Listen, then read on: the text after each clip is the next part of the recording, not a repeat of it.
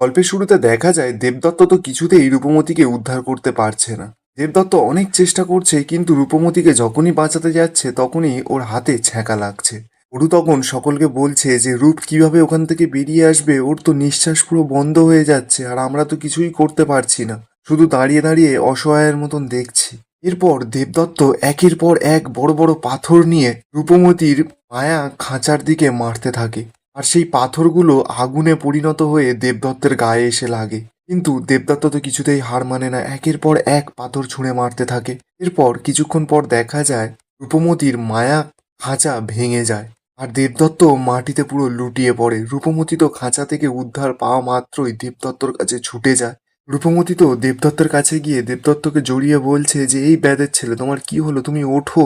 দত্ত তো কোনো সাড়াই করছে না। রূপমতি তো পুরো কাঁদছে আর চেল্লাচ্ছে। অভিরাজও তো খুব কাঁদছে ওর বন্ধুর জন্য। রু তখনই দেবদত্তের নাকের কাছে হাত দিয়ে বলছে ওর তো নিঃশ্বাসও পড়ছে না। রূপমতি তো শুনেই পুরো অবাক, আর অরুকে বলছে এসব তোরা কি বলছিস, এটা কিছুতেই হতে পারে না, দেবদত্তর কিছু হতে পারে না। অপরদিকে দেখা যায় পরমাশ্রী জটিলাকে বলছে যে তুমি আমাকে কিভাবে বশ করেছিলে, কিভাবে আমাকে আমার ঠাকমার কাছ থেকে নিয়ে এসেছিলে, তোমার মনে আছে জটিলা? জটিলা তো তখন কথাটা শুনে ভয় পেয়ে যায়, আর যা যা ঘটনা ঘটিয়ে পরমাশ্রীকে তার নিজের বশে আর নিজের রাজ্যে কিডন্যাপ করে এনেছিল সমস্ত কিছু মনে করতে থাকে। পরমাশ্রী তখন জটিলাকে বলছে সেদিনের পর থেকে তোমার এই পাপের কৃতকর্মের ফল তুমি এখন ভোগ করছো, সেটা তুমি ভুলে যেও না জটিলা। যা যা ভবিষ্যৎবাণী হয়েছিল সব সত্যি হতে চলেছে। তোমার অতীত এবার তোমাকে গ্রাস করতে চলেছে জটিলা। কি করে বাঁচবে তুমি জটিলা? জটিলা তো এবার খুব রেগে যায়, গিয়ে পরমাশ্রীর গলা টিপে ধরে বলছে আজ তোমার শেষ দিন। তোমার এত বড় স্পর্ধা, তুমি আমার পাপের হিসেব করো? এবার নিজে কতক্ষণ বাঁচো, এবার সেটারই হিসেব করো। অপরদিকে রূপমতি দেবদত্তকে বলছে যে আপনি কেন আমার জন্য নিজের জীবনটা এইভাবে বিপদে ফেললেন? আমি নিজেকে কখনো ক্ষমা করতে পারবো না, তুমি আমাকে এইভাবে ছেড়ে কিছুতেই যেতে পারো না। আমার জন্য যদি তুমি চোখ না খোলো তাহলে আমার কি হবে? তোমাকে ছাড়া যে আমি এক পাও এগোতে পারবো না। এরপর দেখা যায় রূপমতির চোখের জল দেবদত্তের কপালে পড়তেই দেবদত্তের তো জ্ঞান ফিরে আসে। দেবদত্তের জ্ঞান ফিরে আসতেই রূপমতিকে বলছে রাজকুমারী, আপনি ঠিক আছেন তো? আপনার যদি কিছু হয়ে যেত তাহলে যে আমি নিজেকে কিছুতেই ক্ষমা করতে পারতাম না। সকলে তো দেবদত্তের গলার আওয়াজ শুনে খুব খুশি হয়ে যায়।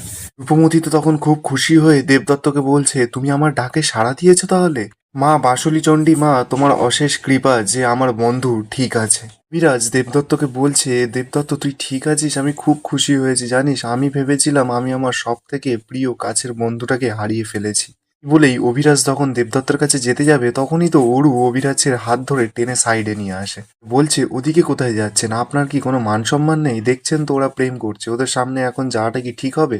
আমার বন্ধু আপনার বন্ধুকে ঠিক সামলে নিতে পারবে। আপনাকে এখন আমার সঙ্গে যেতে হবে। যত নষ্টের গোড়া ওই পাথরটাকে আজকে আমি চূর্ণ বিচূর্ণ করেই ছাড়বো। অপরদিকে দেখা যায় জটিলা তো পরমাশ্রীর গলা টিপে ধরে আছে। পরমাশ্রী তো চেল্লাচ্ছে আর বলছে জটিলা ছাড়ো, আমার লাগছে কিন্তু খুব। জটিলা পরমাশ্রীকে বলছে পরমাশ্রী এই সমস্ত কিছুর পেছনে তুমিই আছো। ওই জঙ্গলের হদিশ আমি, তুমি, খুন খুনে আর বিক্রমদেব ছাড়া আর কেউ জানতো না, তাহলে ওরা জানলো কি করে? ওই রূপমতি যদি ওই রবনত্নের খোঁজ পেয়ে যায় তাহলে ওই রূপমতিই তো সর্ববিশ্বের শ্রেষ্ঠ শক্তিশালী হয়ে উঠবে। ও আর মানুষের মতন দুর্বল থাকবে না, ও হবে অজেয়। পরমাশ্রী তখন জটিলাকে বলছে আমি তো কারাগারে ছিলাম, আমি তাহলে কিভাবে রূপমতিকে এইসব কথা জানাবো তুমি বলো তো? আমার কথা বিশ্বাস করো, আমি রূপমতিকে কিছুই বলিনি, আমার লাগছে তুমি পাগল হয়ে গেছো। জটিলা তখন পরমাশ্রীকে বলছে আমি সবকিছু বুঝতে পারছি, আমার থেকে না তুমি কিছুই লুকাতে পারবে না। তুমি কি ভেবেছো ওই সবকিছুর প্রতিশোধ এখন তুমি আমার থেকে নিচ্ছ? এই বলেই পরমাশ্রীকে মাটির ভেতরে জাদু করে ঢুকিয়ে মারার চেষ্টা করে জটিলা। অপরদিকে লতা মনে মনে বলছে যে বেশ হয়েছে, এবার মাটির ভেতরে ঢুকিয়ে ওকে মেরে ফেলুক। রানীমা যে ওই খুন খুনে বুড়ি না কি বললো, ওটা তাহলে কি? আর নবরত্নটাই বা কি? এই সব প্রশ্ন লতার মনে ঘুরছে। ঈশান কিন্তু এদিকে মনে মনে বলছে ঘূর্ণিবাত যে ছিল সেই তো ওদেরকে ভুল করে ওই জঙ্গলে নিয়ে গিয়ে ফেলেছে। এইটা যদি রানীমা জেনে যায় তাহলে তো আমার অবস্থা পুরো খারাপ।